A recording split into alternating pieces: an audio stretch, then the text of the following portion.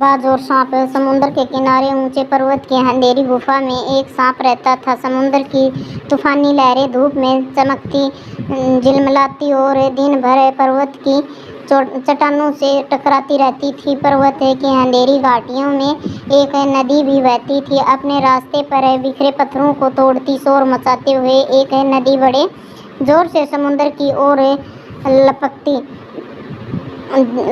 लपकती जाती थी। जिस जगह पर नदी और समुद्र का मिलाप होता था, वहाँ लहरें दूध के झाग सी सफ़ेद दिखाई देती थी।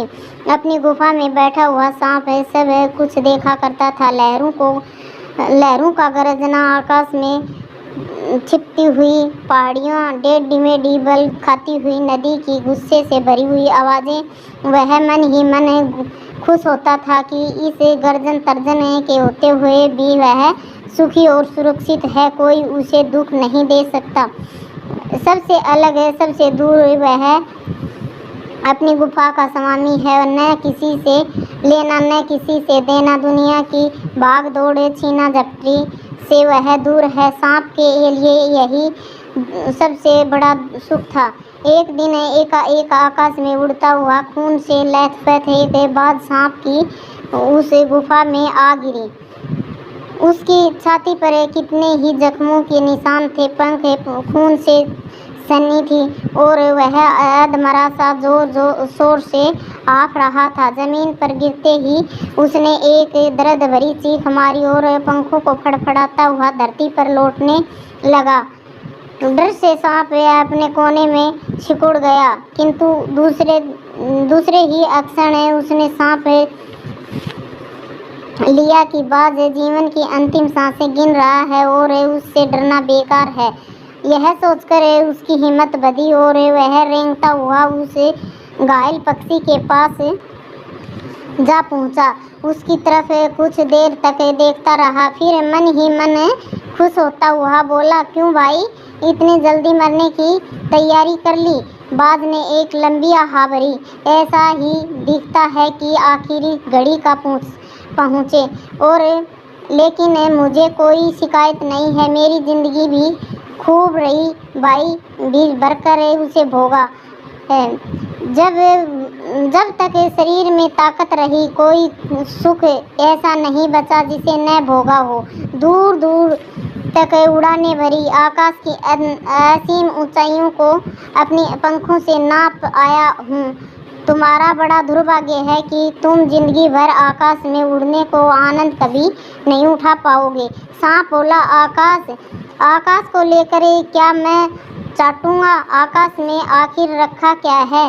क्या मैं तुम्हारे आकाश में रेंग सकता हूँ? ना भाई, तुम्हारा आकाश है, तुम्हें ही मुबारक। मेरे लिए तो यह गुफा भली इतनी आरामदायक और सुरक्षित जगह और कहाँ होगी। सांप मन ही मन बाज की मूर्खता पर हंस रहा था। वह सोचने लगा कि आखिर उड़ने और रेंगने के बीच कौन सा भारी अंतर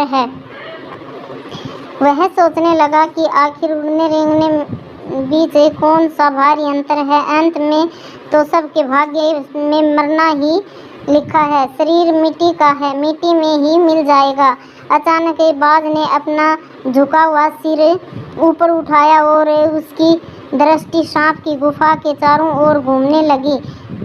चट्टानों में पड़ी दरारों से पानी गुफा में टपक रहा था।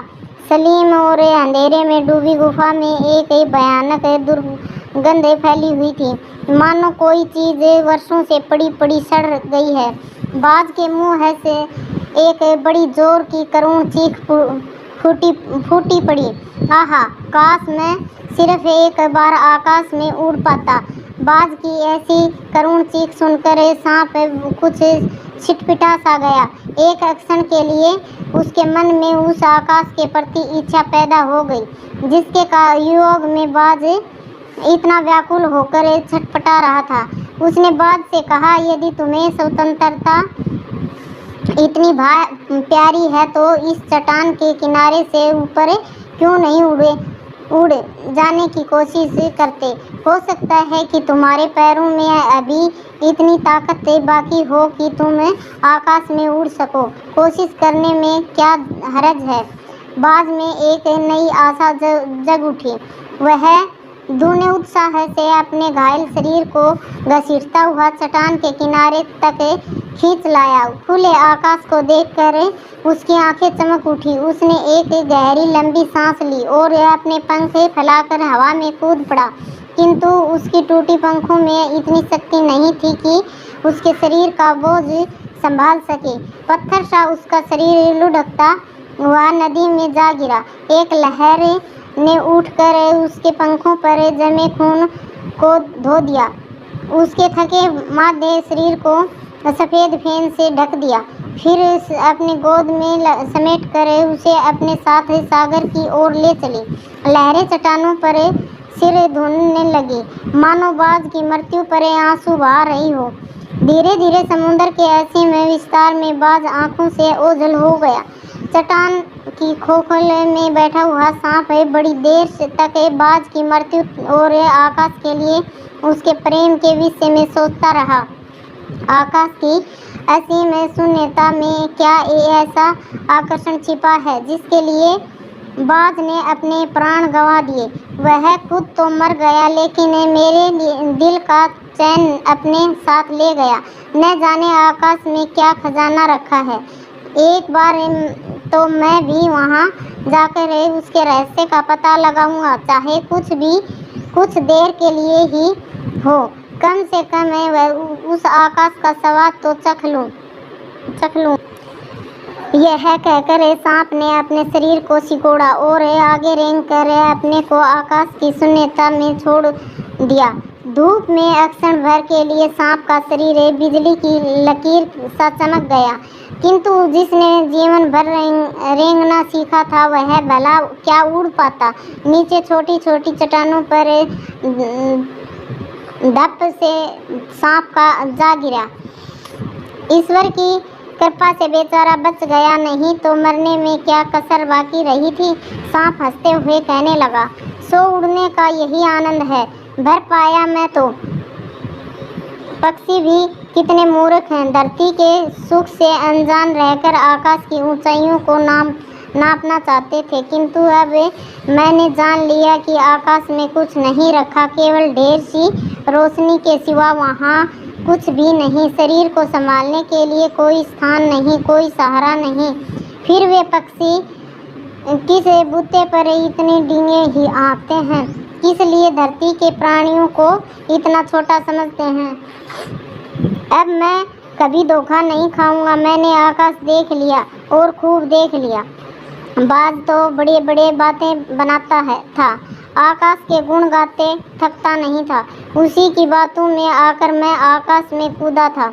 ईश्वर भला करे, मरते मरते बच गया। अब तो मेरी यह बात और भी पक्की हो गई है कि अपनी खोखल से बड़ा सुख और कहीं नहीं है। धरती पर रेंग लेता हूँ, मेरे लिए यह बहुत कुछ है। मुझे आकाश की संस्था से क्या लेना देना। न वहाँ छत है, न दीवार है, न रेंगने के लिए जमीन है। मेरा तो सिर चकराने लगता है, दिल कांप जाता है। अपने प्राणों को खतरे में डालना कहाँ की चतुराई है। सांप सोचने लगा कि बाज अभागा था जिसने आकाश की आज़ादी को प्राप्त करने में अपने प्राणों की बाजी लगा दी। किंतु कुछ देर बाद सांप के आश्चर्य का ठिकाना नहीं रहा। उसने सुना चट्टानों के नीचे से एक मधुर रहस्यमय गीत की आवाज़ उठ रही है। पहले उसे अपने कानों पर विश्वास नहीं हुआ, किंतु कुछ देर बाद गीत के स्वर अधिक साफ सुनाई देने लगे। वह अपनी गुफा से बाहर आया और चट्टाने से नीचे झांकने लगा। सूरज की सुनहरी किरणों में समुद्र का नीला जल झिलमिला रहा था। चट्टानों को भिगोती हुई समुद्र की लहरों में गीत के स्वर फूट रहे थे। लहरों का यह गीत दूर दूर तक गूंज रहा था। सांप ने सुना, लहरें मधुर स्वर में गा रही हैं। हमारा यह गीत उन साहसी लोगों के लिए है जो अपने प्राणों को हथेली पर रखे हुए घूमते हैं। चतुर वही है जो प्राणों की बाजी लगाकर जिंदगी के हर खतरे का बहादुरी से सामना करे। ओ निडरबाज, शत्रुओं से लड़ते हुए तुमने अपना कीमती रक्त बहाया है, पर वह समय दूर नहीं है जब तुम्हारे खून की एक एक बूंद जिंदगी के अंधेरे में प्रकाश फैलाएंगी और साहसी बहादुर दिलों में स्वतंत्रता और प्रकाश के लिए प्रेम पैदा करेगी। तुमने अपना जीवन बलिदान कर दिया है, किंतु फिर भी तुम अमर हो। जब कभी साहस और वीरता के गीत गाए जाएंगे, तुम्हारा नाम बड़े गर्व और श्रद्धा से लिया जाएगा। हमारा गीत जिंदगी के उन दीवानों के लिए है जो मर कर भी मृत्यु से नहीं डरते। धन्यवाद।